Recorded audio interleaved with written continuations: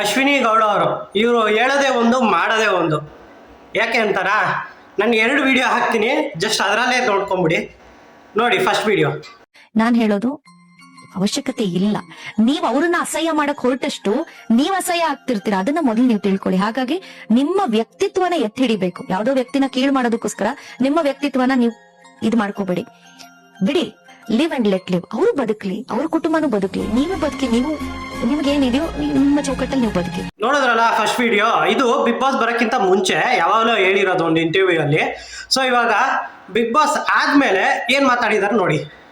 ಯಾವ ಮೂಮೆಂಟ್ ಆತನ ಬಗ್ಗೆ ಒಂದು ಬೆಸ್ಟ್ ಫೀಲಿಂಗ್ ಅಥವಾ ಈತ ಒಳ್ಳೆಯವನು ಅಂತ ಅನ್ನಿಸ್ತದೆ? ನಂಗೆ ಗಿಲ್ಲಿ ಒಳ್ಳೆಯವನು ಅಂತ ಯಾವತ್ತೂ ಅನ್ನಿಸ್ಲಿಲ್ಲ. ಯಾಕೆ ಅನ್ನಿಸ್ಲಿಲ್ಲ ಅಂತಂದ್ರೆ, ಅದೇ ನಾನು ಎಲ್ರಿಗೂ ಹೇಳ್ದಾಗ ನಿಮ್ಗೂ ಹೇಳ್ತೀನಿ, ನಾವೆಲ್ಲರೂ ಅಲ್ಲಿ ಆಟ ಆಡಕ್ ಹೋಗಿದ್ವಿ.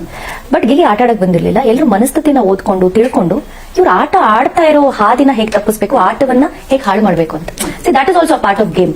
ಈಗ ನೇರ ಆಟ ಆಡೋದು ಬೇರೆ, ಆಟವನ್ನ ಹಾಳು ಮಾಡಿ ಅವನನ್ನ ಕುಗ್ಸಿ ನನ್ನ ಆಟನ ನನ್ನ ಬೇಳೆನ ಬೇಯಿಸ್ಕೊಳ್ಳೋದು ಬೇರೆ. ಈಗ ನೀವು ಗಿಲ್ಲಿನ ಟಾಸ್ಕ್ ಅಂತ ನೋಡಿದಾಗ ಎಲ್ಲೂ ಇರ್ಲಿಲ್ಲ, ಅಥವಾ ಮನೆ ಕೆಲಸಗಳು ಅಂತ ನೋಡಿದಾಗ ಎಲ್ಲೂ ಇರ್ಲಿಲ್ಲ. ಬರೀ ತಮಾಷೆ ಮಾಡ್ಕೊಂಡಿದ್ದು ಯಾವ್ದು ಕಾಮಿಡಿ ಶೋ ಅಲ್ಲ. ವ್ಯಕ್ತಿತ್ವಗಳ ಆಟ ಅಂದಾಗ ಇಡೀ ಮನೆ ಸುಟ್ಟು ಇದಾಗ್ತದೆ. ಎಲ್ಲೋ ಒಂದು ಟಾಸ್ಕ್ ಅಂದ್ರೆ ಯುದ್ಧ ಭೂಮಿಗೆ ಇಳಿತಿದ್ವಿ ನಾವು. ಬಟ್ ಎಲ್ಲವೂ ಕಾಮಿಡಿ ಆಗಲ್ಲ, ಎಲ್ಲವೂ ತಮಾಷೆ ಆಗಲ್ಲ. ಕೆಲವೊಂದ್ಸಲ ಜವಾಬ್ದಾರಿಯುತವಾಗಿ ಕೂಡ ನಾವು ನಡ್ಕೋಬೇಕಾಗತ್ತೆ ಒಂದು ಶೋ ಪರ್ಪಸ್ಗೆ. ಇದು ಆಕ್ಚುಲ್ ಆಗಿ ಅಸಲಿ ಮುಖ ಅಶ್ವಿನಿ ಗೌಡ ಅವ್ರದ್ದು. ಸೊ ಅವ್ರು ಹೇಳೋದೇ ಒಂದು ಮಾಡೋದೇ ಒಂದು. ಈ ಕುಣಿಯಕ್ಕಾಗದೆ ಇರೋರು ನೆಲ ಡೊಂಕು ಅಂದ್ರಂತಲ್ಲ, ಹಾಗೆ ಈ ಅಮ್ಮನ ಕತೆ.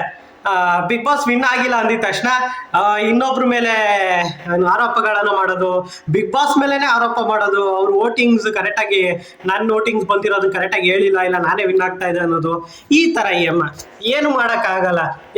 ನಾನು ಒಂದೇ ಹೇಳ್ತೀನಿ, ಈ ಅಮ್ಮನ ಸಪೋರ್ಟ್ ಮಾಡಕ್ ಬಂದ್ರಲ್ಲ ಒಬ್ರು, ಕೆಲವರೆಲ್ಲ ಬಂದಿದ್ರು ಶಾಲ್ಗಳು ಹಾಕೊಂಡು, ನಾವು ಬಿಗ್ ಬಾಸ್ ಮನೆನ ರಕ್ಷಿಸ್ತೀವಿ, ಅಶ್ವಿನಿ ಅವ್ರನ್ನ ಹಿಂಗ್ ಗೆಲ್ಲಿಸ್ಬಿಡ್ತೀವಿ ಮನ್ಸು ಮಾಡಿದ್ರೆ, ಹಂಗೆ ಹಿಂಗೆ ಅಂತಿದ್ರಲ್ಲ, ಅವ್ರಿಗೆಲ್ಲ ನಾನು ಹೇಳೋದು ಒಂದೇ, ಗುರು ಫಸ್ಟು ಬಿಗ್ ಬಾಸ್ ಟ್ರೋಫಿ ಇದೆಲ್ಲ ಅದ್ರದ್ದು ಒಂದು ಡೂಪ್ಲಿಕೇಟ್ ಅದೇ ಥರ ಇರೋದನ್ನ ಡೂಪ್ಲಿಕೇಟ್ ಮಾಡಿಸ್ಬಿಟ್ಟು ಅಶ್ವಿನಿ ಗೌಡ ಅವ್ರ ಕೈಯಲ್ಲಿ ಕೊಟ್ಬಿಡ್ರಿ, ಹೋಗಿ ಮೇಡಮ್ ತಗೊಳ್ಳಿ ನೀವು ಗೆದ್ದಿದ್ದೀರಾ ಅಂತ. ಇಲ್ಲ ಅಂದರೆ ಅಶ್ವಿನಿ ಗೌಡ ಅವರು ಏನು ಗೊತ್ತಾ, ರೋಡ್ ಫುಲ್ಲು ಓಡಾಡಿ ಹೇಳ್ಕೊಂಬರ್ತಾರೆ, ಆಮೇಲೆ ಮೆಂಟ್ಲಾಗ್ಬಿಡ್ತಾರೆ ಅನ್ಸುತ್ತೆ ಗುರು, ಬಿಗ್ ಬಾಸ್ ಟ್ರೋಫಿ ಇಲ್ಲ ಕೈಯಲ್ಲಿ ಅಂತ. ಆಮೇಲೆ ಹಂಗೆ ನಾನು ಮೆಂಟ್ಲಾಗ್ಬಿಟ್ಟಿನಿ, ಅಯ್ಯಯ್ಯ ನಾನು ಖಂಡಿಸ್ತೀನಿ, ಅಯ್ಯಯ್ಯ ಬಿಗ್ ಬಾಸ್ ಟ್ರೋಫಿ ಹಂಗೆ ಓಡಾಡ್ಕೊಂಡು ಆಮೇಲೆ ಅದೇ ಗತಿ ಬರೋದು ಅವ್ರಿಗಂತೂ 100% ಬರ್ದಿಕೊಂಬಿಡ್ರಿ.